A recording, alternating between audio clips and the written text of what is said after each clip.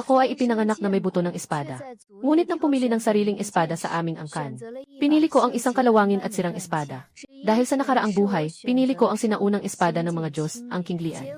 Ngunit ang espiritu ng espada King Lian ay nilamon ang aking buto ng espada, na nagdulot ng pagkawasak ng aking lakas. At ako'y namatay sa ilalim ng espada ng isang masamang kultista. At ang buto ng espada, naging simbolo ng pag-ibig ng kapatid na si Liu Ruyan ng King Lian clan. Dahil dito, naging isang kilalang swordmaster ang kapatid, na hinahangaan ng lahat, muling bumalik sa isang buhay. Ibinibigay ko sa kanya ang sword na ito.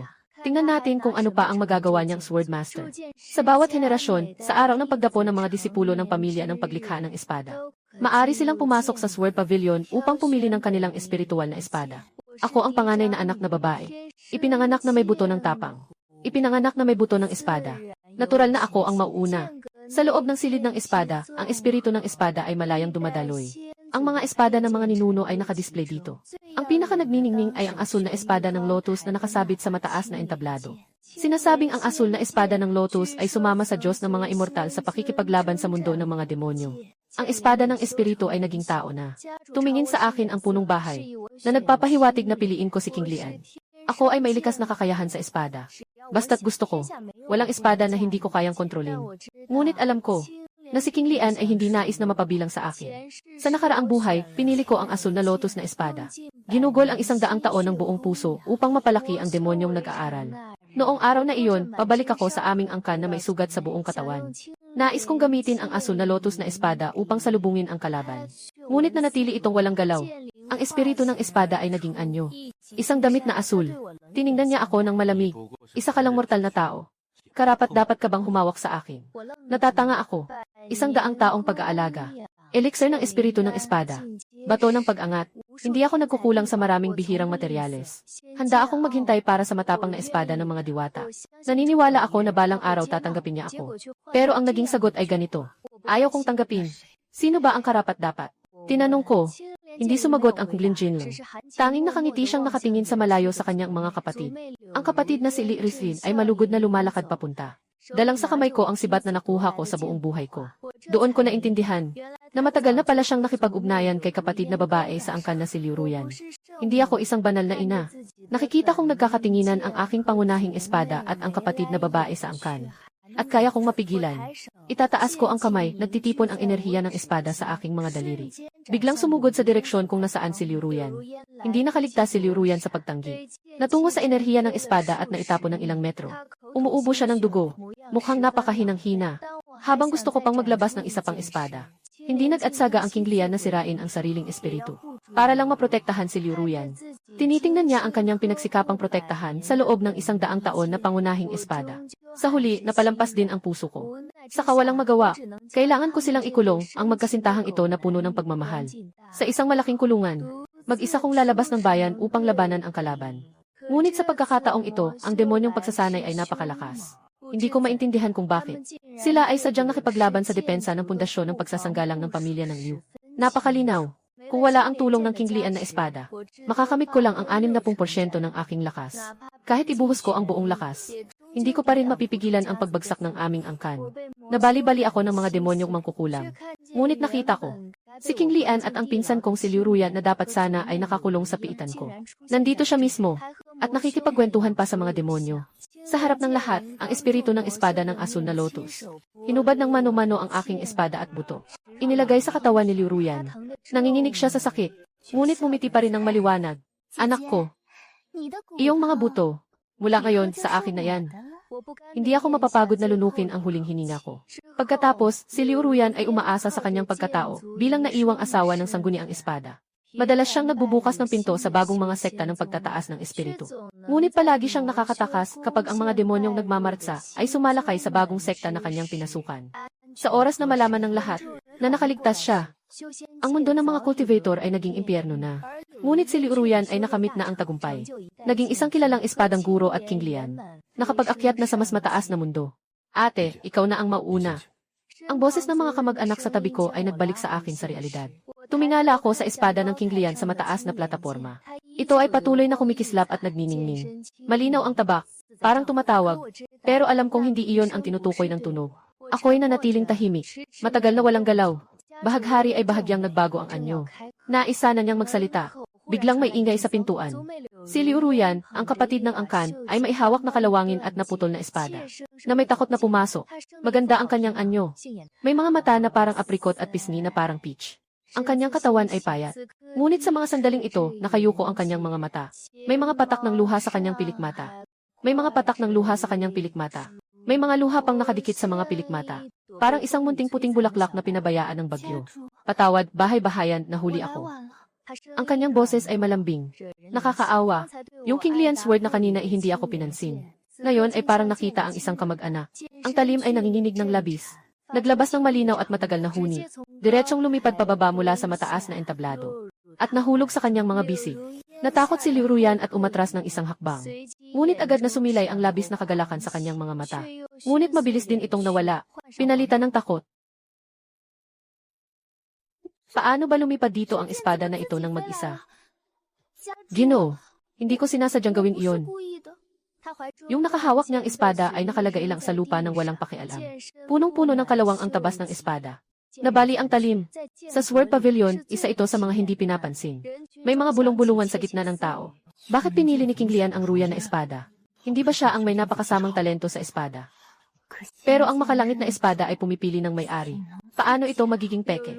Habang naririnig ni Liu Ruyan ang mga salitang ito, may bahagyang pagmamataas sa kanyang mga mata. Ngunit sa kanyang mukha ay lalong kitang-kita ang pagkabahala. Pangulo ng pamilya. Talagang hindi ko alam. Si King Lian kaya ba ay nagkamali ng tao? Gusto mo bang hindi na lang ako magbigay kay Gigi? Sabi niya ay iabot niya si King Lian. Pero niyayakap niya ng mahigpit. Walang halatang tunay na pagpapakita ng paggalang. Nakangisi ako sa loob. Noong nakaraan, naiintriga rin ako sa ganyang itsura niya. Akala ko ay inosente at walang masamang balak. Sa huli, huminga ako ng malalim. Pinipigil ang umuusbong na galit. Sa buhay na ito, hindi na ako magiging tanga. Si Liu Ruyan ay isang anak na babae mula sa isang sangay ng pamilya. Karaniwan lang ang talento niya. Sabi ng pinuno ng pamilya, mas bagay siya sa pag-aaral ng musika. Pero ayaw niyang matuto ng espada. Bakit ba lahat ay pwedeng maging mandirigmang espada? Ako lang ang hindi kaya. 3 taon na ang nakalipas, siya ay lumuhod sa labas ng sambahan ng 3 araw at 3 gabi. Walang ininom o kinain. Sa wakas ay napukaw ang ulo ng pamilya. At pinayagan siyang pumasok sa Sword Pavilion. Ngunit lumipas ang 3 taon. Walang kahit kaunting pag-unlad sa kanyang pagsasanay sa espada. Araw-araw ay hindi umaabot ng 100 swings ang kanyang espada. Pero siya ang pinakamagaling sa pag-iyak para makahingi ng awa. Nakikita ito ng mga disipulo sa kanyang pamilya. Hindi niya sinasabi sa salita, pero alam nilang lahat sa puso nila. Ngayon ang araw ng pagpili ng espada. Noong araw, pinapayagan niya ang kanyang mga nakatatandang kapatid. Ngunit ngayon, lahat sila ay nanonood ng malamig. Nasugatan ang kanyang daliri ng maputol ang espada. Ang itsura ng pagluha dahil sa sama ng loob. Parang nakaranas ng napakalaking kawalang katarungan. Sige, tigilan mo na ang pag-iyak. Wala kang talento sa espada. Kahit pa ikaw ang piliin ng King Lian's word, hindi mo pa rin ito makokontrol. Mas mabuting pumili ng karaniwang espada at pag-usayin ito. Ngunit sa tenga ni Liu Ruyan, ito ay naging hadlang. Alam kong mas higit ang talento ng aking kapatid kaysa sa akin. Hindi ko kayang makipagkumpetensya kay ate. Pero ang King Lian's word mismo ang pumili sa akin. Baka ito na ang pagkakataon kong lampasan ang aking talento. Hindi ko hinihiling na ituring ako ng pinuno ng pamilya gaya ng kay ate. Ang hiling ko lang ay bigyan ako ng pagkakataong patunayan ang sarili ko. Pagkasabi niya nito, bigla siyang napalaking mata. Dahil kinuha ko ang sirang espada na itinapon niya sa lupa. Ngumiti ako at sinabi sa pinuno ng pamilya, may koneksyon ang buto ng aking espada sa loob ng espada na ito. Bakit hindi ko ipagpalit kay Ruyan? Bakit hindi ko ipagpalit kay Ruyan? Gagamitin ko ang sirang espada para matupad ang kanyang hangarin. Nagsilab ang mga mata ni Liu Ruyan. Halos hindi maitago ang ngiti. Akala ng mga kapamilya ko ay nababaliw ako. Paano mo maipapantay ang sirang espada na ito sa iyo? Mas mabuti pang ibigay mo na kay Liu Ruyan. Pumili ka na lang ng mas maganda. Kalawangin na ang espada na ito ng ganito. Baka pati ang espiritual na lakas ay hindi maipasa. Anak, naisip mo na ba ito ng mabuti? Ang sirang espada na ito ay walang malinaw na pinagmulan. Nakatulog ito sa Sword Pavilion ng 300 taon. Walang sinuman ang nakapagpabalik sa kanya. Kahit na ikaw ay mailikas na buto ng espada. Hindi naman kailangang. Tiyo, punong guro, nais ko nang linawin. Ininterrupt ko siya. Matibay ang tono. Alam ko ang pinagmulan ng patay na tabak na ito. Sa nakaraang buhay, palagi itong nakahiga sa sulok ng tabak na bulwagan. Walang nagmamalasakit. Hanggang sa namatay ako. Doon ko lang narinig na may isang misteryosong patay na tabak na biglang nawala. Sinasabing nakuha ito ng isang hindi kilalang disipulo. At kalaunan ang disipulong iyon ay naging isang pambihirang eksperto. Sayang at noon ay patay na ako. Walang pagkakataong makita ito. Ngayon ay napunta ito sa akin. May nakatakdang kapalaran sa likod nito. Takot si Liu Ruyan na magbago ako ng isip. Agad niyang sinabi, ang ate ay tunay na mapagbigay. Lubos ang pasasalamat ni Ruyan. Sa hinaharap kung magtagumpay si Ruyan, tiyak na hindi niya malilimutan ang kabutihan ng kanyang nakatatandang kapatid na babae ngayon. Sinasabi niya ito ng taos puso. Muling namula ang kanyang mga mata. Nagtatawa ako sa aking isip. Hindi mo malilimutan ang aking kabutihan. Noong nakaraan, nang tinaga mo ako sa aking buto. Pero hindi kita nakita na nagdadalawang isip. Hindi ako napapayag ng punong pamilya. Kaya't napilitan na akong huminto. Ngunit sa tingin ko, sayang naman na ibigay ang espada ng King Lian kay Liu Ruyan. Talagang sayang. Tinawag ang lahat ng mga disipulo ng pamilya para subukang bunutin ang espada. Ngunit hindi alam kung anong sumpa ang nasa espada na ito. Maliban kay Liu Ruyan, walang makagalaw kahit kaunti. May mga kapatid sa angkan na hindi sumasang-ayon ang lumapit at ginamit ang lahat ng kanilang lakas. Hindi gumalaw ang asul na lotus na marka. Ilang tao na ang pinalitan, ganoon pa rin. Mahigpit na tumingin ang pinuno ng pamilya kay Liu Ruyan. At may malalim na ibig sabihin ang sinabi. Huwag mong sayangin ang mabuting intensyon ng iyong nakatatandang kapatid na babae. Hayaan mong kilalanin ng espiritu ng espada ang kanyang bagong Panginoon. Kailangang dugo bilang handog. Mabilis na tumango si Liu Ruyan. Kinikiliti ang dulo ng daliri.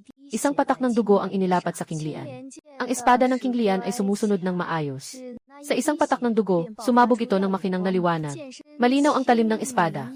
Umaalinggaw sa buong espada angkan. Maliwanag na labis na nasisiyahan. At ang aking naputol na espada ay sumipsip ng halos kalahati ng aking dugo. Ngunit hindi pa rin ako bumagsak. Pale ang aking mukha. Nararamdaman kong naubos ang aking katawan. Ngunit siya ay patuloy na sumisipsip. Hindi nakatiis si Liu Ruyan na tumawa. Ang panlasa ng ate kong tunay na pangit. Pinili pa ang isang sirang espada na sumisipsip ng maraming dugo. Baka ito ay isang masamang bagay. Gusto mo ba akong tulungan na suriin ito, matandang elder? Nakakuha siya ng benepisyo pero nagpapanggap pa. Nagdulot ito ng sama ng loob sa mga tao sa tribo. Kung hindi dahil sa iyo, ang King Lian Sword ay matagal ng pag-aari ng ate mo. Ikaw lang ang marunong umiyak. Araw-araw kang umiiyak. Baka naman sinasanay mo lang ang mga luha mo. Tigilan mo na, hindi mo ba nakikita na muling tumutulo ang kanyang mga luha? Hindi ko maintindihan kung paano. Ang isang sword cultivator ay may ganitong dami ng luha. Pumula ang mukha ni Liu Ruyan. Muli akong luluha. Maingat na umubo ang pinuno ng pamilya. Nais na niyang ipahayag na ako ang tagapagmana. Pinuno ng pamilya, hindi ako sumasang-ayon. Tahimik ang buong lugar. Nagpatuloy siyang magsalita. Harap-harap ang humarap sa mga naguguluhang tingin ng lahat. Pinuno ng pamilya. Noon, si ate talaga ang walang kapantay na tagapagmana. Ngunit ngayon, iba na ang panahon. Pinili niyang hindi ang sinaunang espada ng mga Diyos. At sa halip, pinili niya ang isang sirang espada. Ngayon, ang King Lian Sword ay pinili ako bilang may-ari. Kaya ang posisyon ng tagapagmana, natural lang na maaari kong labanan. Hindi niya napansin na ang mga tao sa paligid ay umiiling na. Hindi nga ba? Talaga bang may naniniwalang kaya mong maging espesyal gamit lang ang sirang espada? Haha, mas mabuting alamin mo muna ang tunay mong kakayahan. Inaangkin mo pa ang kabutihan ng ate mo. Walang hiya. Nga. Nakuha lang ang espada na ayaw ng ate, akala mo kung sino ka na. Sunod-sunod na masasakit na salita ang bumagsak sa kanya. Pumikit at pumula ang mukha ni Liu Ruyan. At umatras ng paunti-unti. Ding, tingnan mo ang mga sinasabi nila, ang sama ng mga salita. Gusto ko lang makakuha ng patas na pagkakataon. May mali ba doon? Dahil ba mahina ako sa talento? Wala na ba akong karapatang lumaban? Sa sandaling iyon, isang mababang, matigas na tinig ang umalinggaw sa aking isipan. May halong pabaya ngunit mapanuyang pang-aasa. Matagal na akong nabubuhay. Ngunit hindi ko pa nakita ang isang puting lotus na ganito kapal ng mukha. Tiyagaan mo lang. Tutulungan kitang maghiganti. Hindi pa ako nakakarya. Biglang lumakas ng husto ang matalim na sirang espada. Bigla akong nawalan ng ulirat. At nahulog ng diretsyo. Tingnan mo, nahimatay ang nakatatandang kapatid dahil kay Liu Ruyan. Nagalit ang pinuno ng pamilya. Biglang lumakas ang aura ng kanyang espada. Si Liu Ruyan ay sumigaw at lumipad palayo. Tumama siya sa haligi. May dugo sa kanyang bibig. Hindi ako, wala akong ginawa. Si Liu Ruyan ay nagsalita para ipagtanggol ang sarili. Ngunit walang nakinig. Nang muling magising, nasa aking silid ako. Iniliko ko ang daliri ko. Ang buong katawan ko ay mahina pa dahil sa pagod mula sa regla. Ngunit naramdaman ko ang isang banayad na enerhiya ng espada. Patuloy na pinapangalagaan ang aking mga ugat. Lumingon ako at sinubukang umupo. Ngunit bigla akong natigilan. Sa tabi ng kama, may isang estrangherong lalaki na nakasandal. Ang lalaki ay may napakagandang anyo. Ang kanyang mga kilay ay bahagyang nakataas. At ang kanyang mga mata ay parang mga bulaklak na kumikislap. Ngunit ang dulo ng mata ay may bahagyang malamig na tila ayaw makihalubilo. Matangos ang ilong. Bahagyang nakasara ang manipis na labi. Kitang-kita ang tamad at walang pakialam na postura. Ngunit nakakaakit. Bigla akong napailing. Instinct ng isang swordsman. Agad kong pinili na hawakan ang aking pangunahing espada sa tabi ng unan. Ngunit walang nakuha. Tumingin muli sa kalawangin at naputol na espada. Natahimik na nakahiga sa kanyang tabi. Ang talim ay bahagyang nanginginig, na para bang nagpapakaamo sa kanya. Sino ka? Sino ang may ganang pumasok sa aking angka ng espada, Liu? Wala ka nang pakialam sa buhay mo. Tumingin siya sa akin. May bahagyang ngiti sa kanyang mga mata na parang peach blossom. Mababa at kaaya-ayang tinig. Gising ka na. Masakit pa ba ang katawan mo? Ikaw ang taong nagsalita sa isip ko kanina. Tumango siya at tumayo. Dahan-dahang lumapit sa tabi ng kama. Ang pangalan ko ay Xihang. Ako ang espiritu ng espada ng sirang tabak na hawak mo. Sinipsip ko ang halos kalahating dugo mo. Sa wakas, makakabuo na ako ng aking anyo. Ang maliit na espada ay mas matibay kaysa sa inaasahan ko. Kung ibang tao, baka matagal na akong nakapagpabuhay sa kanya. Xihang, biglang naalala ko. Sa hawakan ng espada ni Duanzhao, may nakalimbag na dalawang karakter. Ito ay Sixai Heng. Ikaw ang espiritu ng espada ni Duanzhao. Nagpahinga ako sandali. Habang nakatayo, handang bumangon. Ngunit siya ay mahina at marahang humawak sa akin. Yung init ng palad niya ay dumaan sa suot kong damit. Dala ang banayad na enerhiya ng espada. At ang likas kong kakayahan sa espada. Na tila nagbigay ng pakiramdam ng koneksyon sa dugo. Ngunit sa oras na ito, wala akong panahon para dito. Naaalala ang mga eksena bago ako nawala ng malay. Hindi maganda ang punong pamilya, si Tio Liu Ruyan. Alam na alam ko ang ugali ni Liu Ruyan. Ngayon ay may dala akong kinglian na espada. Baka magulo siya sa harap ng punong bahay. Matanda na ang punong bahay. At may sakit na sa puso. Hindi niya kaya ang ganitong gulo. Binunot ko ang kumot at gusto nang lumabas. Ngunit dahan-dahang hinawakan ni Xiheng ang aking balikat. Hindi malakas ang puwersa. Ngunit may dalang hindi matanggihan na haplos. Bakit ka nagmamadali? Mabuti naman ang tiyuhin mo sa bahay. Hindi siya naapektuhan ng galit. Kundi ang kanyang kapatid na babae sa labas. Ang siyang nagiging kahiya-hiya ngayon. Habang sinasabi niya ito, dahan-dahan niyang inihampas ang isang kamay sa harap ng katawan. Biglang kumalat sa hangin ang mga alon ng tubig. Isang malinaw na salamin ng tubig. Ganito na lang ang nakikita natin. Sa salamin ng tubig, ito ang pangunahing palasyo ni Liu. Si Liu Ruyan ay nakaluhod sa gitna ng dambana. May bakas pa ng luha sa mukha niya. Ngunit nakataas ang ulo. Mukhang hindi mapipigil. Liu Ruyan, ang iyong nakababatang kapatid ay nagsasabi, isang pagkakataon upang hikayatin ka. Handang isuko ang sinaunang salamang ka. Pinili ang walang pumapansin na basag na espada. Hindi lang siya nagpapasalamat, kundi gusto pang agawin ang posisyon ng tagapagmana niya. Para bang lahat ng aral sa espada ay napunta na sa tiyan niya. Biglang tumingala si Liu Ruyan. Tumaas ang boses niya ng bahagya. May galit at sakit na makapangyarihan. Pwede bang kainin ang espada ni Kenshin? Nagpapasalamat ako sa nakatatandang kapatid ko sa pagbibigay niya sa akin ng Kinglian Sword. Pero magpasalamat lang ay isang bagay. Ang pagiging tagapagmana ay iba na. Laging ang mga may kakayahan ang naupo sa Liush. Kahit gaano pa siya kagaling. Kung hawak niya ay isang sira-sirang espada, paano niya mapoprotektahan ang pamilya sa hinaharap? Hawak ko ang espadang siya ng Kinglian. Siya ang mas karapat dapat na tagapagmana ng pamilya. Dahil ba siya ang panganay na anak na babae? Wala na akong karapatang makipaglaban. Ikaw, anong silbi ng hawak mong espadang siyan? Masyado kang makitid ang isip. Hindi mo nga kayang panatilihin ang pinakapayak na moralidad. Kahit bigyan ka ng 10 sinaunang sandata, hindi ka pa rin magiging dakilang tao. Ngunit biglang umisi si Liu Ruyan at hinawakan ang espada ng Kinglian sa kanyang baywang, na parang isang kidlat na humugot. Kung ganyan ang gusto ng pinuno ng pamilya, wala na akong magagawa, dahil hindi ako matanggap ng pamilya. Sige, aalis na ako. Maraming malalaking sekta sa mundong ito ng cultivation ang tatanggap sa akin. Ang problema lang na wala ang kayamanan ng angkan ng Liu. Kung magiging katawa-tawa ang buong mundo ng cultivation dahil dito, hindi na iyon problema ko. Biglang nanahimik ang malaking bulwagan. Nagkatinginan ang mga matatanda. Walang sinuman ang nangahas magsalita. Ang Kinglian Immortal Sword ay ang pinakamatibay na yaman ng angkan ng Liu sa loob ng ilang siglo. Kung sakaling talaga niyang dalhin ito, wala nang magiging kredibilidad ang pangalan ng Liu. Parusahan ka na maupo sa Ancestral Hall at magmuni-muni hanggang hindi ko utusan. Huwag kang lalabas. Maigi mong pag-aralan ang mga altar ng mga ninuno mo sa nakaraan. Matutunan kung ano ang ibig sabihin ng isang tunay na espada sa puso. Ano ang ibig sabihin ng pasasalamat? Ano ang ibig sabihin ng tapang ng mga anak ni Liu? Biglang nagbago ang larawan sa salamin ng tubig. At napunta ito sa ancestral hall ni Liu. Ang hall ay nakatayo sa pinakamataas na bahagi ng pamilya. Marangal at seryoso. Sa gitna ng mataas na altar, nandyan ang dalawang estatwa na gawa sa puting jade. Si Jaiheng ang nagtatag ng angkan ng pamilya Liu. Kasama ang kanyang kapatid na babae sa paaralan, si Xiao. Hawak ni Guro Jaiheng ang isang mahabang espada. Matalim ang kanyang mga mata at kilay. Ang disenyo sa hawakan ng espada sa estatwa ay eksaktong kapareho ng tatak sa gitna ng noo ni Xiheng. Sa ilalim ng estatwa ay ang mga plaka ng mga ninuno ng pamilya Liu sa bawat henerasyon. Dikit-dikit. Maayos na maayos.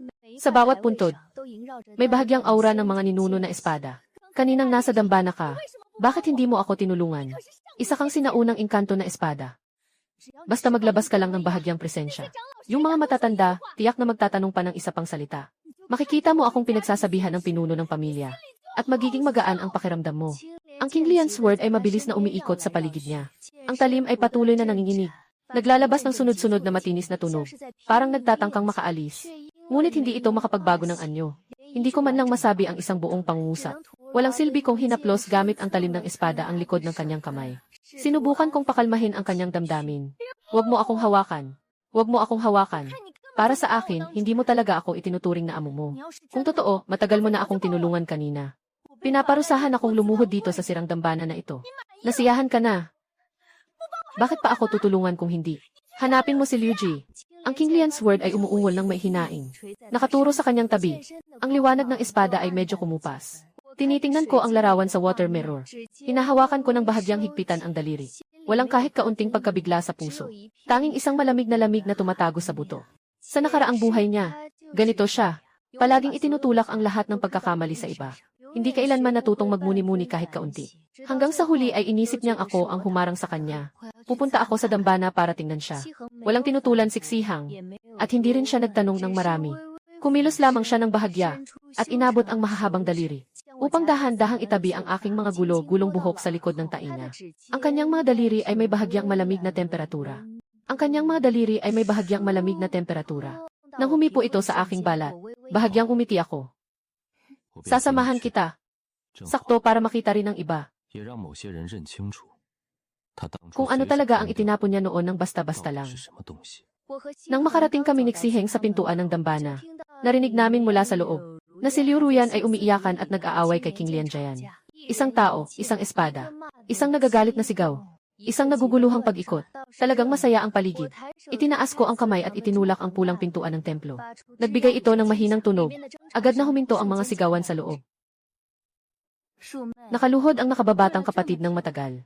Kung wala man lang siyang naisip na pagbabago, dahan-dahan akong pumasok, at tahimik na tumitig kay Liu Ruyan. Biglang tumayo si Liu Ruyan mula sa bani.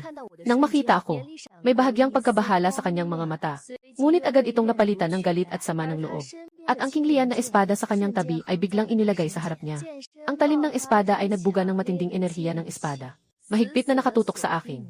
Sa mga sandaling iyon, ang tingin ni Liu Ruyan ay lumampas sa akin. At tumuon kay Xihang sa likod ko. Agad siyang hindi makaalis. Unti-unting lumalaki ang kanyang mga mata. Ang kanyang pisngi ay hindi sinasadyang namula. Kahit ang kamay niyang humahawak ng espada ay bahagyang bumitaw. Nabubulol na ang hininga ko. Matagal bago siya nakabawi ng hininga. Sino ba itong nakatatandang kapatid na babae? Bakit hindi ko pa siya nakita sa pamilya? Kagigising lang niya. At pinasok niya ng walang permiso ang ancestral shrine kasama ang isang lalaki. Nakaligalig sa espiritu ng mga ninuno. Siguro ay hindi tama ang ginawa niya. Bawal yan sa mga patakaran ng pamilya. Lumabas si Xiheng mula sa likuran ko. Hindi mo na ba ako nakikilala? Ikaw mismo ang nagbato sa akin sa malamig na sahig ng Sword Pavilion. Pagkatapos ay agad kang tumakbo sa yakap ng basurang bakal na espada na yan. Bakit ganoon kabilis mong nakalimutan?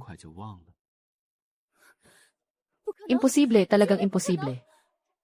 Ang putol na espadang iyon, ako mismo ang nagsiyasat. Mahina ang enerhiya ng espiritu. Para lang itong isang kalawang na bakal na walang kwenta. Paano ka pa kaya nagawang makabuo ng isang espada na espiritu tulad mo? Si Liu Ji ay ikaw. Ikaw ang naghanap ng isang lalaki para magpanggap na espiritu ng espada. Para mapanatili ang posisyon ng tagapagmana. Para lokohin ang pamilya. Parang biglang naisip niya ang isang bagay. May kumislap na ligayang tago sa mga mata. CJ, Liu Jai. CJ, Liu Hu, nakipagtagpo ka sa dayuhang lalaki, at nangahas kang linlangin ang buong angkan. Nilapastangan mo ang landas ng mga mandirigmang espada. Nabahala mo ang mga ninuno, ang mga taong tulad mo. Hindi ka dapat maging tagapagmana ng angkan ng Wang Sword Clan. Sige, tawagin ang pinuno ng pamilya at ang mga matanda. Gusto kong ipahayag ng publiko ang tunay na mukha ni Liu Hu. Para makita nila kung anong kasuklam-suklam na ginawa niya, ang pangunahing anak na babae na kanilang buong puso na sinusuportahan. Ano ba talaga ang ginawa niyang karumal-dumal na bagay? Nagkatinginan ang mga disiplinang nakabantay sa labas ng Ancestral Hall. Habang tinitingnan ang kanyang tila baliw na itsura, at tiningnan din ang aking kalmadong ekspresyon. Sa huli, mabilis siyang lumiko at tumakbo papunta sa direksyon ng pangunahing templo. Pinanood ko siya ng walang pakialam habang siya'y nagtatakbuhan. Walang kahit kaunting alon sa puso ko. Hindi nagtagal, napuno ang loob ng pangunahing templo ng mga tao.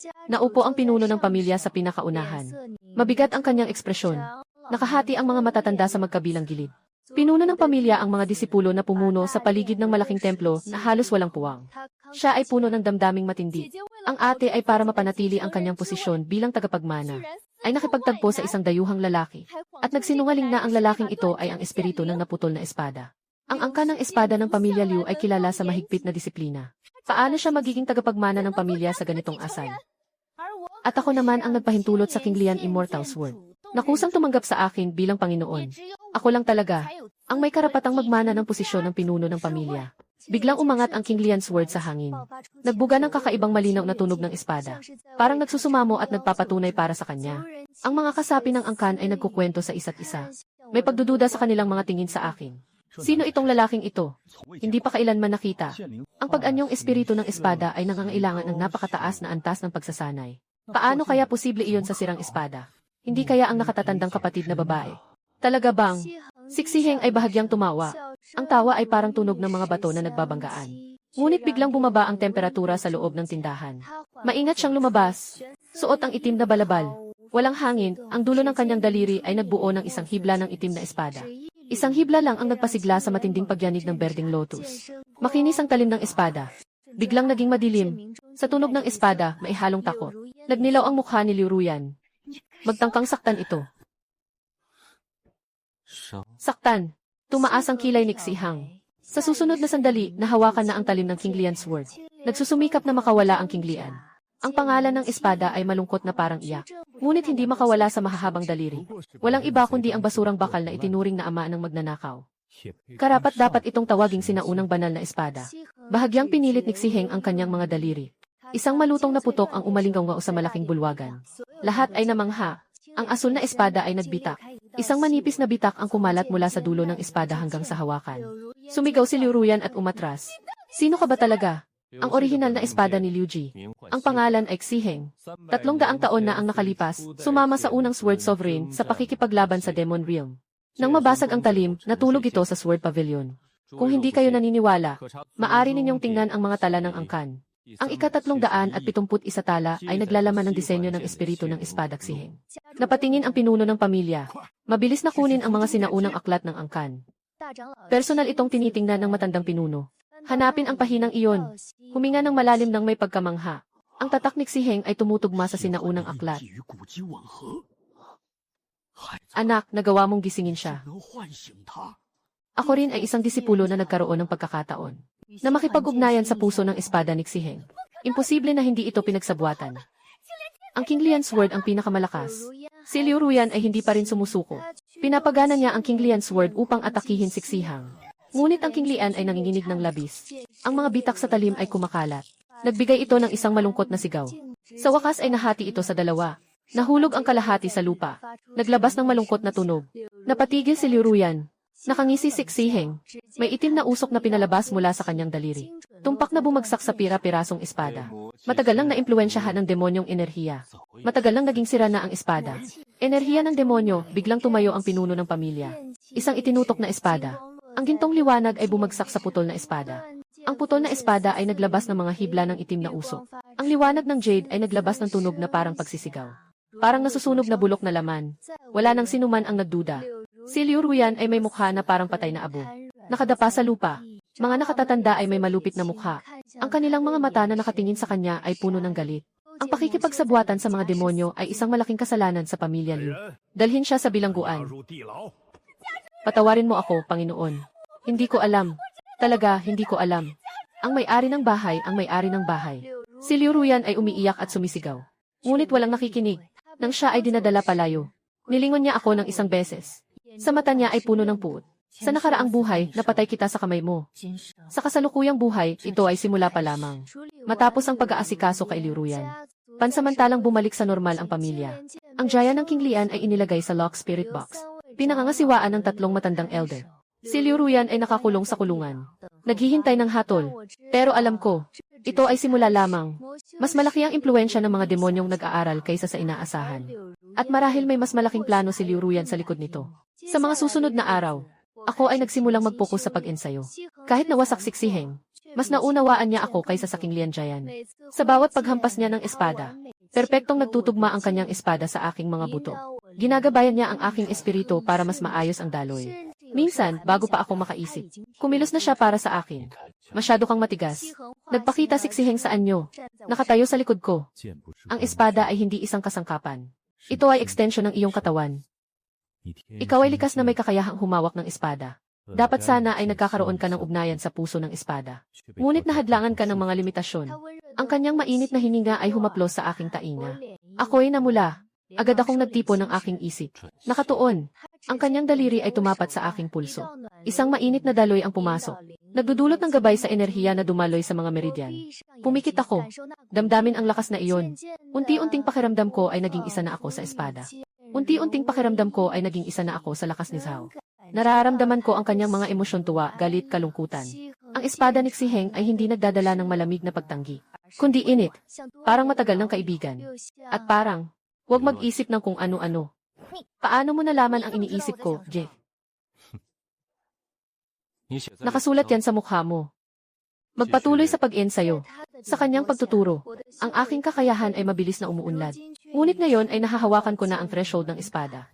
Sa isang araw ng pagsasanay sa espada, hindi ko na kayang pigilin ang pagtatanong sa kanya. Sino ka ba talaga? Espiritu ng espada ng unang henerasyon ng Swordmaster. Bakit napakabata mo? Si Heng ay nakaupo sa sanga ng peach habang nag-aalog ng mga binti. Petals ng peach blossom ay bumaba sa kanyang balikat. Kaya't ang kanyang mga mata at kilay ay parang isang larawan. Talagang gustong malaman. Alainan. Pagkatapos mong 3 beses akong salakayin, saka ko sasabihin.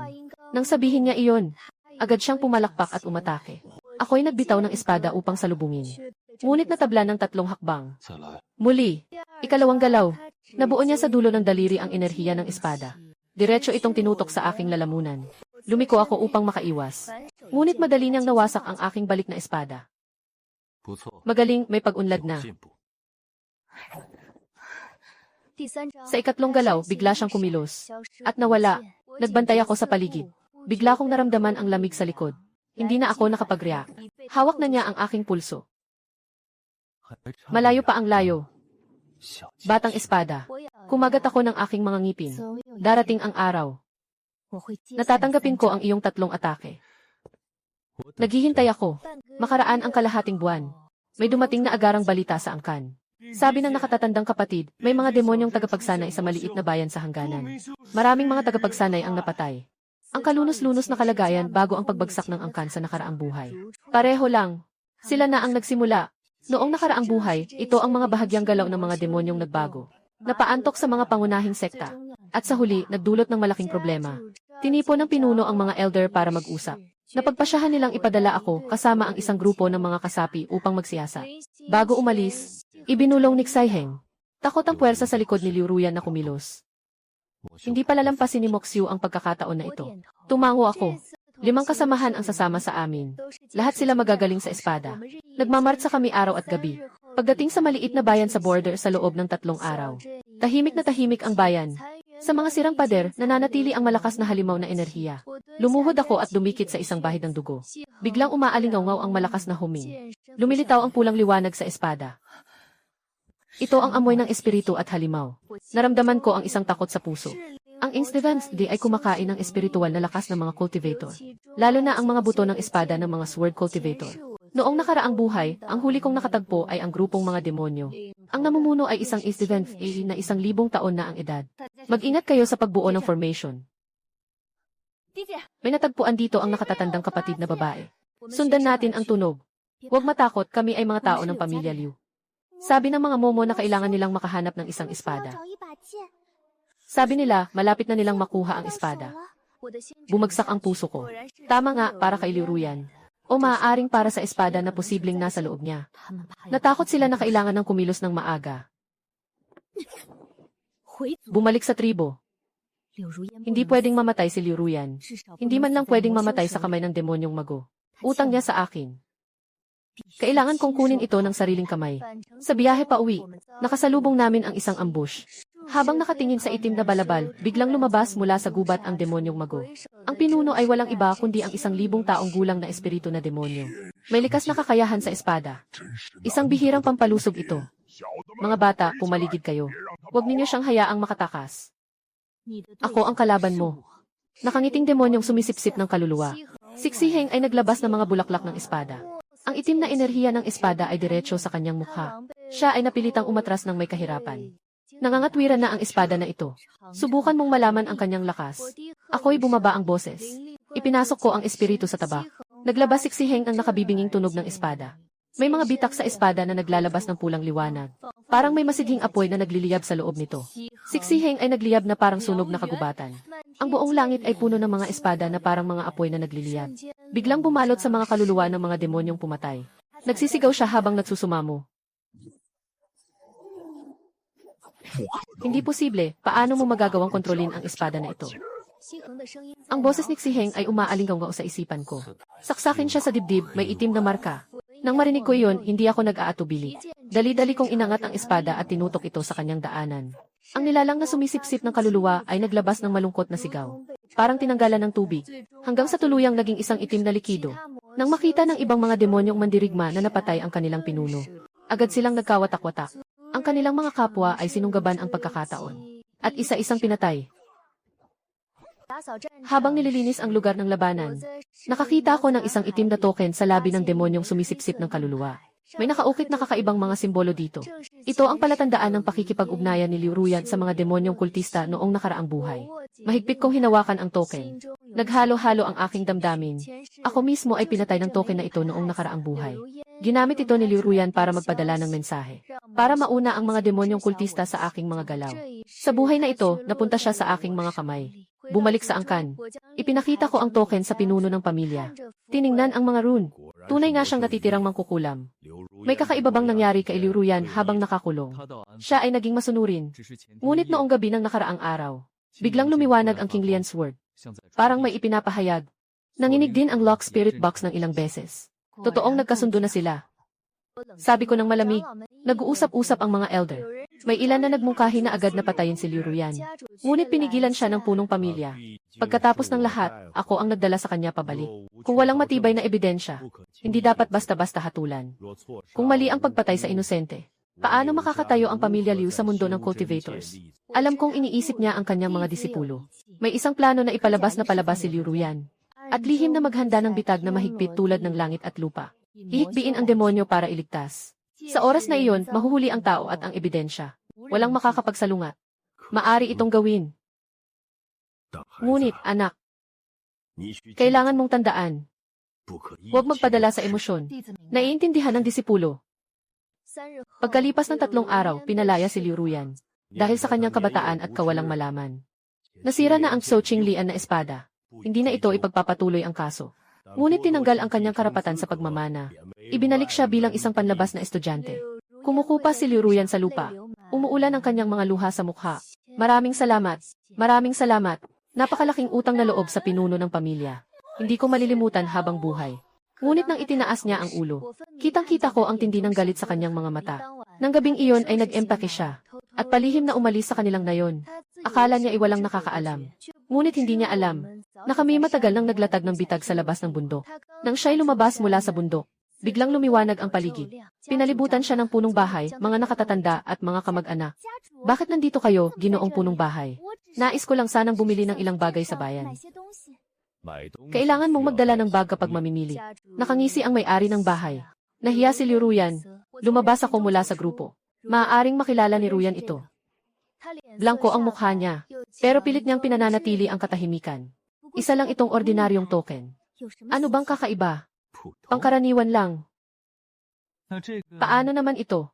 Isang pitik lang ng daliri niya. Lumaki ang bitak sa sirang espada. Mula rito ay nahulog ang isang itim na tela.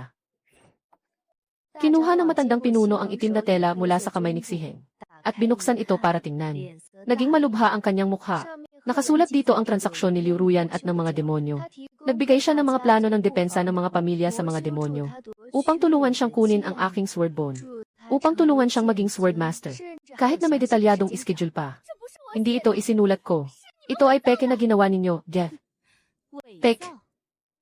Kung ganoon, noong gabing iyon, bakit mo pinahintulutan ang King Lian Sword na maghatid ng balita sa mga demonyo? Na ang buto ng espada ay naipwesto na. At 3 araw mula ngayon ay kikilos na. Matagal ko nang pinamonitor kay Xiheng. Ang King Lian Sword na nilaso ng demonyong enerhiya. Kahit na ito'y naputol, ang natitirang espiritu ng espada ay patuloy na nakikipag-ugnayan sa mga mangkukulam. Lubos na nagpanik si Liu Ruyan. Biglang lumuhod at niyakap ang mga binti ng pinuno ng pamilya. Pinuno, ako ay pinilit. Pinilit ako ng mga mangkukulam. Dinukot nila ang aking pamilya. Kaya napilitan akong sumunod. Ginawa ko rin ito para sa ikabubuti ng pamilya.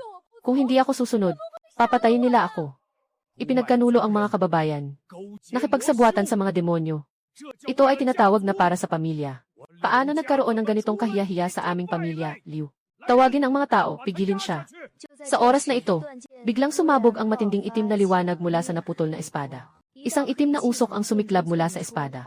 Naging anyong ilusyon ng berdeng bundok. Ito ay ang natitirang espiritu ng espada ng berdeng lotus. Parang usok. Parang usok. Tara na, humayo na. Iwanan mo na ito. Bagamat malakas ang espiritu ng espadang King Lian, nabawasan ang kapangyarihan nito dahil sa pagkabasag ng espada. Matapos ang ilang galaw, natalo ito ni Xiheng. Liu Ji, ginagawa ko ang lahat ng ito para kay Ruyan. Ikaw ay may likas na buto ng espada. Bakit ikaw ang may lahat ng bagay? Mas karapat dapat siya sa posisyon ng espadang guro kaysa sa iyo. Mas nagtrabaho siya kaysa sa iyo. Mas pinahahalagahan mo ang pagkakataon. Ikaw, wala kang kailangang gawin. May nagdadala ng mga resources para sa iyo. Bakit? Dahil nakipagsabuatan siya sa mga demonyo. Pinapahirapan ang mga kapwa mumana.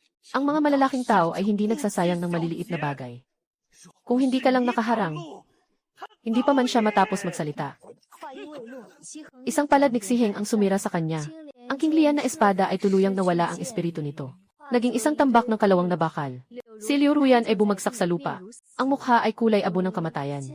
Ang pinuno ng pamilya ay labis na nagdadalamhati. Agad niyang iniutos na ipakulong siya sa pinakailalim ng Lock Spirit Tower.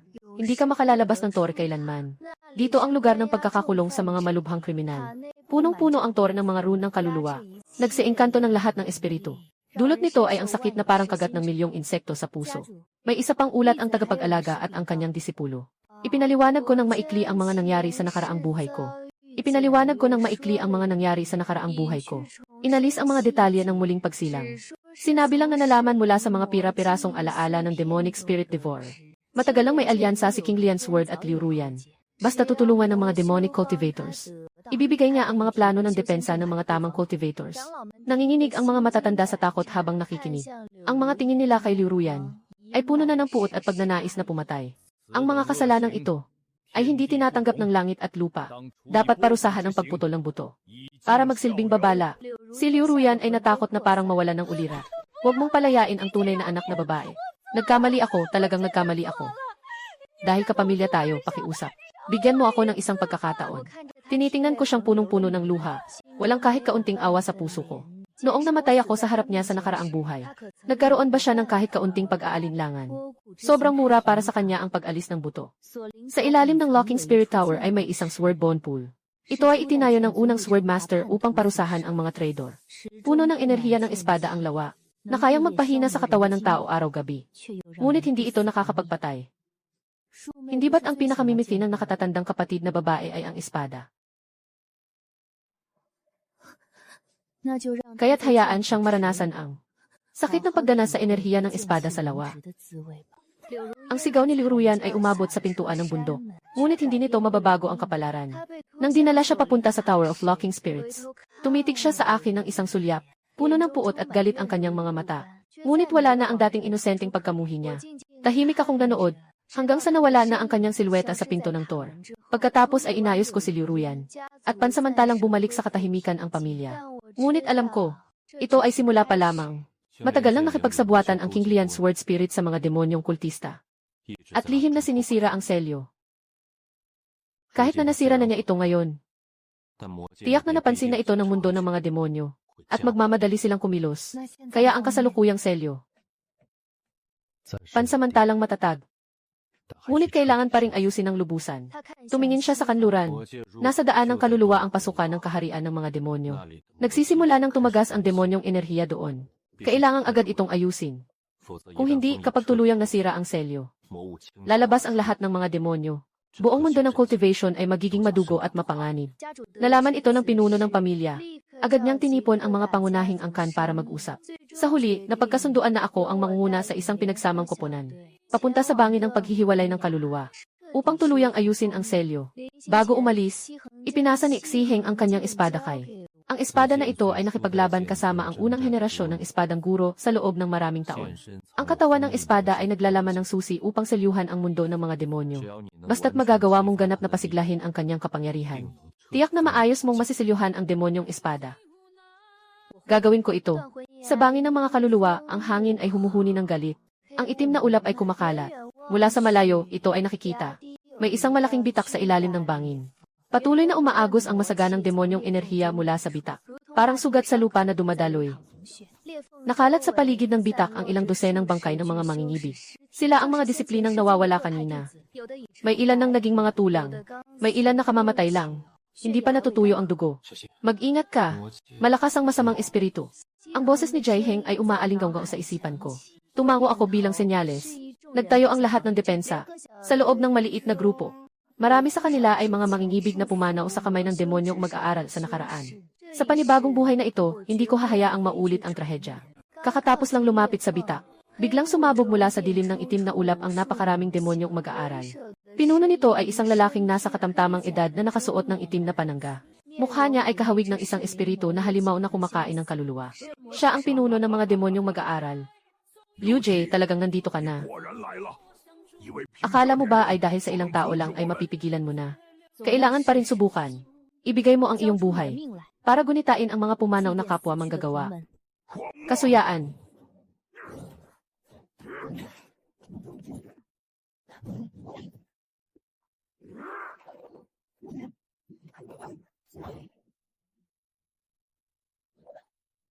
Liks na buto ng espada. Walang espesyal. Ganun ba? Umiti ako ng malamig. Sa loob ng katawan, ang enerhiya ay nagwawala. Naglabas siksiheng ng isang di pa naririnig na tunog ng espada. Ang mga bitak sa katawan ng espada ay sumisilaw ng nakasisilaw na liwanag. Ito ang huling teknik na itinuro sa akin ni Xiheng. At ito rin ang tunay na lakas ng espada ni Xiheng. Xiheng, sirain ang hangganan. Ang liwanag ay parang isang habol na humahati sa madilim na ulap. Sandaling bumalot sa lalaking nakasuot ng itim na baluti. Nanginginig sa sakit habang nagsusumamo. Ang itim na baluti ay unti-unting nabasag. Lumantad ang balat na puno ng mga marka ng mahika. Ang mga marka ng mahika ay tumama sa liwanag. Parang nasusunog, umingay ng isip. Hindi maaaring ito ang kapangyarihan ng unang Swordmaster. Mamatay ka na. Tumalon ako. Isinaksak ko ang espada sa kanyang dibdib. Ang pinuno ng mga demonyong manggagamot ay sumigaw ng matinis at malungkot. Ang katawan ay naging abo.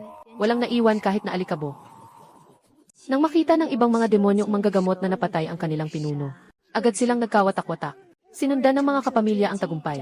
Pinatay lahat ng mga demonyong manggagamot. Nilinis ang lugar ng labanan.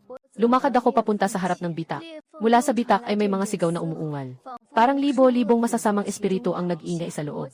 Nag-aapoy ang masamang enerhiya. Halos magbuo na. Ito na ang pagkakataon para gamitin ang lakas ng espada ni Xi. Sabi ni Xiheng ng tahimik.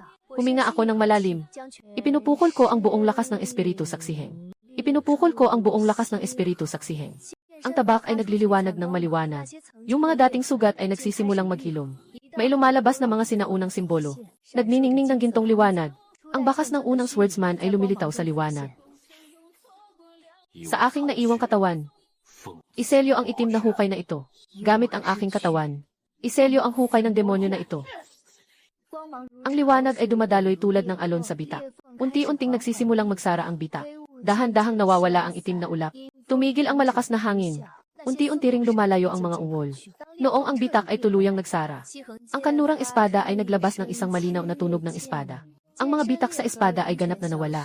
Naging isang maitim na mahabang espada. Ang katawan ng espada ay puno ng mga sinaunang simbolo. Nagtagumpay, ang lahat ay nagsaya at nagalak. May ilan pang umiyak sa sobrang saya. Hawak ko ang naibalik sa dati nagsihang na espada. Naramdaman ko ang kagalakan at init na nagmumula sa talim ng espada. Binabati kita, batang espada. Nagawa mo ito. Sa buhay na ito, sa wakas ay hindi ko niloko ang aking sarili. Matapos ayusin ang selyo ng mundo ng demonyo, bumalik ako ng matagumpay kasama ang pinagsamang koponan. Labis ang papuri ng mga pangunahing pamilya sa akin. Ang reputasyon ng pamilya Liu ay umabot sa hindi pa nararating na taas. May ilan pang nagmungkahi na bumuo ng alyansa, at itulak akong maging pinuno nito. Ngunit ako ay tumanggi ng mahinahon. Nang makita ng pinuno ng pamilya na tapos ko ng maayos ang gawain, lubos siyang natuwa. Agad niyang inihayag na ipapasa ang posisyon ng pinuno ng pamilya sa akin. Ako ay yumuko at tinanggap ito. Maraming damdamin ang sumalubong sa akin. Pagkatapos maging pinuno ng pamilya, ang unang ginawa ko ay muling ayusin ang Sword Pavilion. Yung mga espiritu ng espada na dati itinuturing na basura. Sa aking pakiramdam, nagkaroon sila ng espiritu. Nalaman ko na bawat espada ay may sariling kwento. Naghihintay lang na maintindihan ng may-ari nito. Pinapili ko ang mga disipulo ng angkop nilang espada. Hindi na base sa antas ng kagalingan. Sa halip, mas importante ang angkop na pagtutugma. Sa isang iglap, ang espada sa Giant Pavilion ay nagliliyab. Maraming mga disipulong dati ay tahimik at hindi kilala. Ngayon ay nakikipag-ugnayan sa lumang espada. Ang kanilang kakayahan ay biglang umangat. Muli kong binawi ang maraming mahigpit na patakaran. Hinimok ko ang mga disipulo na sundin ang kanilang likas na talento at pumili ng kanilang sariling direksyon sa pagsasanay. Basta angkop sa iyo, pwedeng subukan ang pag-aalaga ng espada, pag-aalaga ng kadiliman, o pag-aalaga ng mga talisman. Ang pamilya na dati puno ng kalungkutan, ngayon ay puno na ng tawanan at saya. Siksiheng ay madalas pa ring mag-anyong tao at samahan ako. Minsan tinuturuan niya akong mag-ensayo. Minsan naman nagkukwentuhan lang kami. Paminsan-minsan, niloloko niya ang mga kasamahan na nag-ulat ng trabaho. Isang araw, dumating na ang mga talaan ng mina sa silangan ng may-ari ng bahay. May isang bahagi dito na hindi tugma. Kulangan ito ng 30%. Naku! Agad akong mag-imbestiga. Paano mo naman alam ang tungkol sa mga talaan? Matagal na akong nabubuhay. Kaya marunong na rin ako ng kaunti sa lahat ng bagay. Ilang taon ka na bang nabubuhay? Hindi ko na matandaan. Nandyan pa ang unang espadang guro. Nandoon na ako. Matapos niyang ialay ang sarili sa espada. Natulog ako ng 300 taon. Kasama na ang mga araw na ginising mo ako. Mga 300 taon na siguro. Kaya yung sinabi mo kanina, hintayin mo akong makuha ang 3 galaw. Saka mo sabihin sa akin ang pinagmulan. Maaari na bang sabihin ngayon? Sa totoo lang, ako ay isang piraso ng natitirang kaluluwa ng unang henerasyon ng espadang guro. Noong mga panahong iyon, isinakripisyo niya ang sarili para sa espada. Upang selyuhan ang mundo ng mga demonyo. At para protektahan ang isang tao. Sino? Isang babae na katulad mo na may likas na kakayahan sa espada. Siya ang kapatid na disipulo ng unang general ng espada. At siya rin ang kanyang pinakamamahal. Sayang. Para protektahan ang unang general ng espada. Namatay siya sa kamay ng mga demonyo. Ang unang general ng espada ay labis na nagdalamhati. Kaya't nagpa siya akong ialay ang aking sarili sa espada. Upang selyuhan ang mundo ng mga demonyo. At upang pangalagaan ang natitirang hininga niya. Ang hiningang iyon ay nakatago sa espada ng sihang. Kaya't kapag hinawakan mo ang espada ng sihang, nararamdaman ko ang pamilyar na hininga. Ito rin ang dahilan kung bakit pinili kita. Naunawaan ko na ngayon. Hawak ko ang sihang na espada. Nararamdaman ko ang init na nagmumula sa talim. Parang may dalawang presensya na nag-ugnay dito. Isa ay ang unang espadang guro. At ang isa ay ang kanyang nakababatang disipulo. Kaya't palagi kitang sasamahan. Hanggang sa hindi mo na ako kailangan. Uminit ang aking puso. Hindi na nagtatanong pa. May mga bagay na hindi kailangang seryosohin. Araw-araw ay dumadaan. Si Liu Ruyan ay nananatiling nakakulong sa ilalim ng Tower of Lock Spirit magpakailan paman. Minsan-minsan ay pumupunta ako para bisitahin siya. Hindi dahil sa awa. Gusto ko lang siyang ipakita. Kahit wala siya, maayos pa rin ang buhay ko. Mas mabuti pa kaysa sa nakaraang buhay. Madilim at basa ang ilalim ng Lock Spirit Tower. Puno ng mga rune ng pagpapatahimik ng kaluluwa. Ang mga rune sa pader ay kumikislap ng mahinang liwanag. Palaging pinipigil ang espiritu ng mga tao sa loob ng tor. Kasabay nito ay naglalabas ng sakit na parang mga langgam na sumisipsip ng puso. Nakatupi si Liu Ruyan sa sulok. Mukha siyang tuyot na damo. Wala na ang dati niyang kaakit-akit. Narinig ang mga hakbang. Itinaas niya ang kanyang ulo. Nakita niya ako. Bakit ka nandito? Para pagtawanan ako. Hindi. Gusto ko lang ipakita sa'yo na mabuti ang aking kalagayan. Yung posisyon ng huling espada na gusto mo. Nakuha ko na. Nandito pa rin ang espadang buto na gusto mo. At dito ka na lang magpapakasaya habang buhay. Araw at gabi mong tiisin ang sakit ng espada na parang lason. Nagkamali ako, sobra akong nagkamali. Kapatid na babae, patawarin mo na ako. Patawarin ka sa nakaraang buhay. Pakiusap, patawarin mo ako noon. Ikaw ba ay naging malambing ang puso? Noong nakaraan. Anong nakaraan? Mabuting mabuhay. Mabuhay upang masaksihan kong mas umangat pa at mas lumayo. Ito ang nararapat na parusa sa iyo. Umalis ka na sa Locking Spirit Tower. Ang sinag ng araw ay tumatama sa katawan ko. Napakainit at nakakaaliw. Hindi ko na malayan kung kailan lumapit siksiheng sa tabi ko. Iniabot niya sa akin ang isang bagong pitas na bulaklak ng peach. Ano ang iniisip mo? Iniisip ko na ang buhay na ito ay talagang maganda. Mas gaganda pa ang hinaharap. Isang taon pagkatapos. Ang pamilya Liu ay naging pinakaunang pamilya ng mga espada sa mundo ng pagtuturo ng tunay na daan. Ang aking kakayahan ay umabot na rin sa yugto ng Maharlika. Ang diwa ng espada ay mabilis na umuunlad. Sa loob ng isang taon, pinangunahan ko ang aming angkan sa paglilinis ng lahat ng mga natitirang demonyong mag-aaral. Ganap na naputol ang posibilidad ng pag-atake mula sa mundo ng mga demonyo. Maraming malalaking angkan ang nagsimula ng tularan ang paraan ng pamamahala ng Liu. Ang buong mundo ng pagtuturo ng tunay na daan ay nakaranas ng isang hindi pa nararanasang kasaganaan. Si Liu Ruyan ay nasa ilalim ng Locking Tower. Nakita ko na siya ng ilang beses. Siyang ay nababaliw na. Nagsasalita siya ng mag-isa buong araw. Nagsasabi ng mga bagay na walang nakakaintindi. Ang espada sa ilalim ng tower ay araw-gabi na nagpapahirap sa kanyang katawan. Ginagawa siyang mas masahol pa sa kamatayan. Ngunit hindi siya makamatay. Marahil ito ang pinakamagandang wakas. Nananatili pa rin siksiheng sa aking tabi. Talaga bang isang espiritu ng espada ka lang? Umiti siya nang hindi sumagot. Hanggang isang araw, nakakita ko ng isang sinaunang aklat sa tanggulan ng espada. Nakasulat dito ang isang lihim. Matapos ialay ng unang espiritu ng espada ang kanyang buhay sa espada. Hindi pa nawawala ang naiwang kaluluwa. Kundi nagsasama sila ng espiritu ni Zhao. Naging isang bagong pagkatao. Nananatili siya ng lahat ng alaala mula sa nakaraan. Ngunit nagkaroon din siya ng katangian ng espiritu ng espada. Pinangangalagaan niya. Yung amoy ng kanyang munting kapatid na babae, naghihintay sa kanyang muling pagkabata. At ang amoy ng kanyang munting kapatid na babae ay nakatago sa loob ng espada. Tanging ang may likas na buto ng espada lamang ang makakapagpukaw sa kanya. Isinara ko ang sinaunang aklat. Tahimik akong nanatili ng matagal. Natapos ko na itong basahin. Kaya, ako ang taong hinihintay mo. Siya at ikaw din. Pareho kayong iisang kaluluwa. Noong namatay siya noon, hindi naglaho ang kanyang kaluluwa, kundi muling isinilang. Ikaw ang kanyang muling pagsilang. Nagtaka ako. Hindi nakapagtataka na ng una kong hinawakan siksihang. Ay may ganong pamilyar na pakiramdam. Hindi nakapagtataka na pinili niya ako. Ngayon na nga. Ngayon ikaw si Liu Ji. Ikaw ang aking Panginoon, at ikaw ang taong hinintay ko ng 300 taon. Ang sikat ng araw ay pumapasok sa bintana, at sumisilay sa atin. Mainit at tahimik. Noong 2nd taon na si Liu Ruyan ay dinadala sa Tower of Locking Spirits. Nag-report ang tagapagbantay na disipulo. Malapit nang mapatay siya. Maging maingat sa pagsasalita.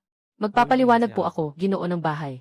Ang mga runang pananatili sa ilalim ng toring ito ay araw-gabi na pinipigil ang espiritu. Sila ay sadyang may pangkaraniwang talento. Hindi nila kayang tiisin.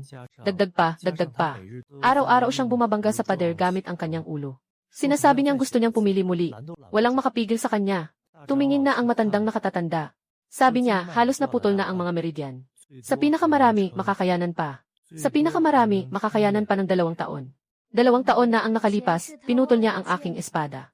Isang buhay na puno ng karangalan. Ngayon ay wala ng tapang. Hindi na makatatagal ang 2 taon. Ibaba ko ang aking mga mata, at ipagpapatuloy ang pagwawasto ng mga jade sleep. Alam ko na, ipagpatuloy mo na. Puno ng pamilya. Hindi mo ba siya bibisitahin? Hindi kailangan.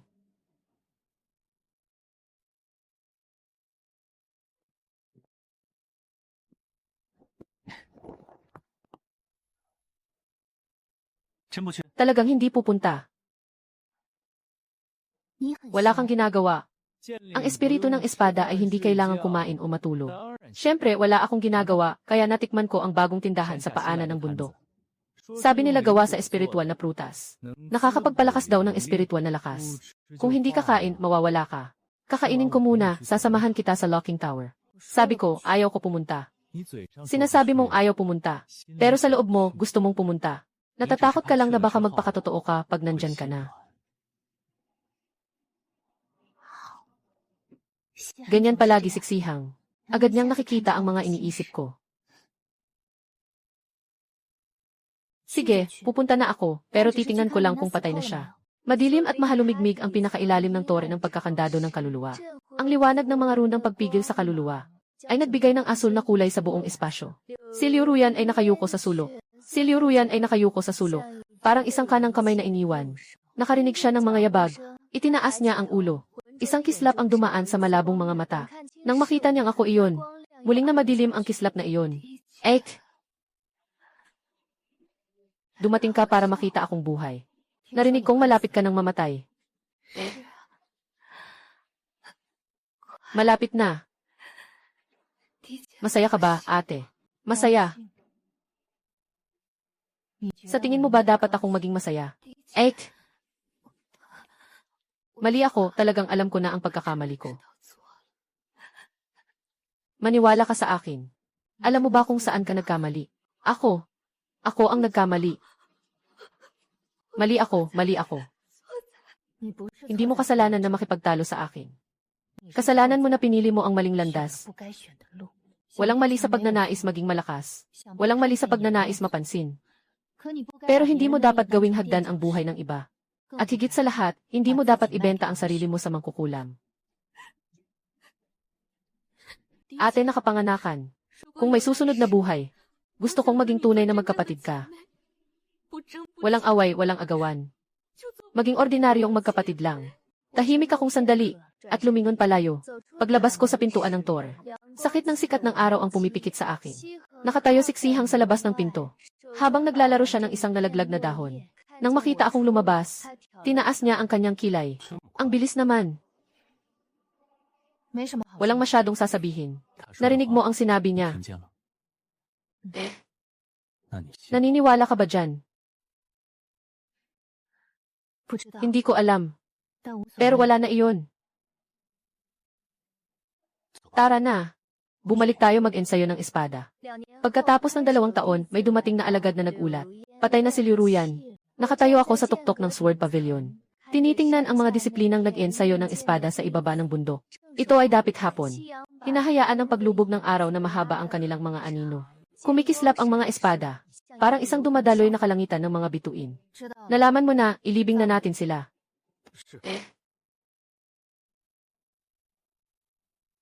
Anong iniisip mo? Paano siya nakayanan ang 2 taong iyon? Marahil wala siyang iniisip. May mga tao na bago mamatay, wala silang naiisip. Ano bang dahilan para mabuhay ang tao? Bakit bigla mong tinanong yan? Gusto ko lang malaman. Dahan-dahan akong umuusad. Para lamang makabawi sa mga utang ko. Niloko mo ako. Isang-isang panagutin. Pero patay na ang kaaway. Nagawa na ang layunin tapos. Tapos na pagtanto ko. Hindi katapusan ang paghihiganti. Ito ay simula lamang. Ang totoong mahirap ay kung paano mabubuhay pagkatapos nito. Kaya't unti-unting mamuhay. Mahaba pa ang buhay. Pwede mong pag-isipan ng dahan-dahan. Sasama ka ba sa akin? Sasama ako.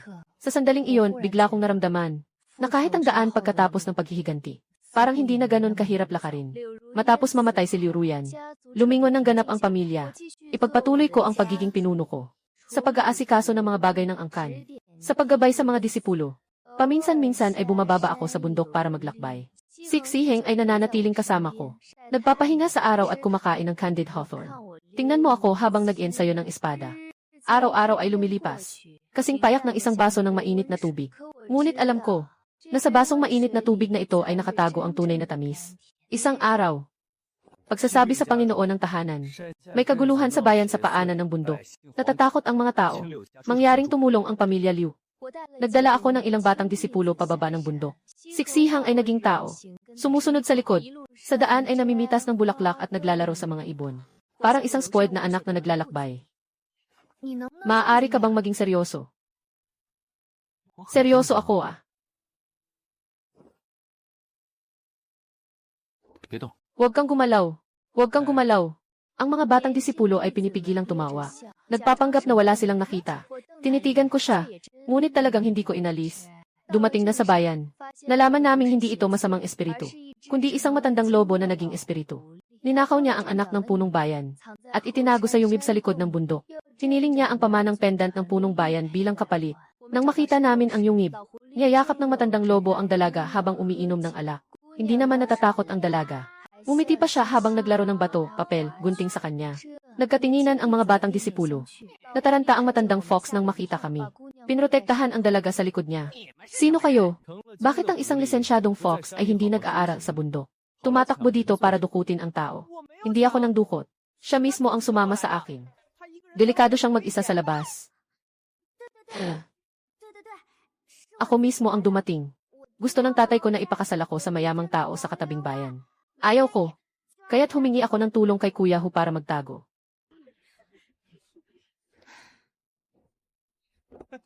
Hahaha, Liu Ji. Bihira kang bumaba mula sa bundok. Tapos ganitong bagay ang nangyari.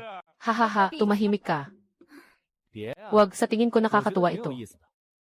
Tingnan mo yung fox na iyon. Mataas ang kakayahan. Pero hindi naman nakakasama. Yung babae rin, matapang talaga. Mas mabuti pang tulungan sila. Ang kanyang mga mata ay nagniningning. Ang kanyang mga mata ay kumikisla. Palaging puno ng kabutihan. Sige lang. Siksihang ay nakipag-usap sa matandang soro ng isang insenso.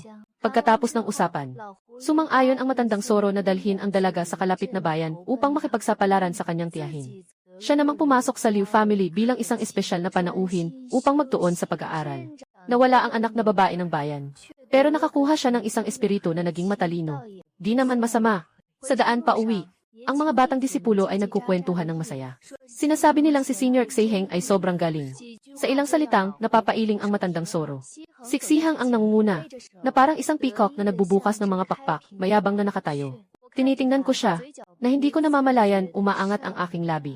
Ganito ang takbo ng mga araw. Simple at puno ng mga maliliit na bagay, ngunit masaya. Siksihang ay patuloy na nang aasar sa akin paminsan-minsan. At ako ay patuloy na walang magawa sa kanya. Pero tuwing titingala ako at makikita siya, lagi akong nakakaramdam ng kapanatagan. Alam kong palagi siyang naroroon. Pagkalipas ng 10 taon, natapos ang pagpapalawak ng Liuyang Sword Pavilion. At naging pinakamalaking lugar ng pagtatago ng mga espada sa mundo ng cultivation. Pagkalipas ng 20 taon, naabot ko ang huling yugto ng Great Ascension sa aking cultivation. Isang hakbang na lang mula sa pag-akyat sa langit. Pagkalipas ng 30 taon, biglang sinabi ni Xihang na gusto niyang matulog ng mahimbing. Gusto kong matulog ng ilang panahon. Matulog ng mahimbing. Gaano katagal? Hindi ko alam. Maaaring ilang dekada. Matapos maibalik ang espada ni Xihang, patuloy na lumalaki ang aking lakas. Kamakailan lang ay may naramdaman akong pagbabago. Kailangan kong magmuni-muni ng mag-isa. Sige, matulog ka na. Hindi mo ba ako pipigilin? May silbi ba ang pagpigil?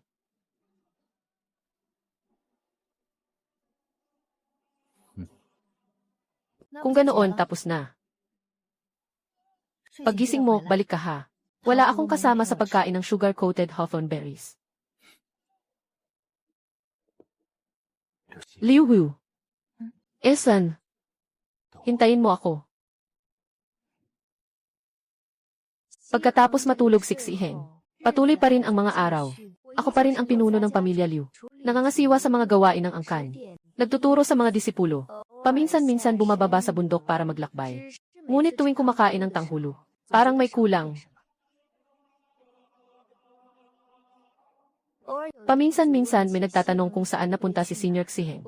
Sinasabi ko na siya ay nagkukulong sa sarili. Tumango ang mga disipulo, at hindi na nagtanong pa. Ako lang ang nakakaalam. Naghihintay ako ng isang tao. Gising na naghihintay siyang bumalik at samahan ako kumain ng tang. Hinihintay ko siyang muling mangloko sa akin. Hinihintay ko na tumingala ako. Makikita ko na ang kanyang silweta. 1 taon, 2 taon, 5 taon, 10 taon. Sa tagsibol ng ika-10 taon, biglang nagliwanag ang espada ni Xiheng. Ibinaba ko ang jade slip sa kamay ko. Tumingin ako sa espada na nakasabit sa pader. Dahan-dahang yuyukot ang katawan ng espada. Biglang may liwanag na lumabas mula dito at bumagsak sa harap ko. Si Xiheng pa rin ang ganda-ganda.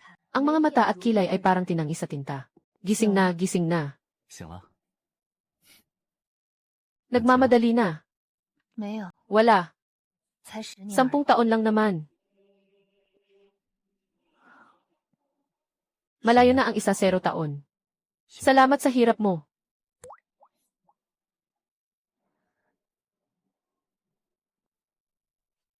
Masaya na alam mong mahirap. Sa susunod, matulog ka ng matagal uli. Hindi na ako maghihintay sa'yo. CJ, akala ko noon na ang muling pagkabuhay ay para sa paghihiganti.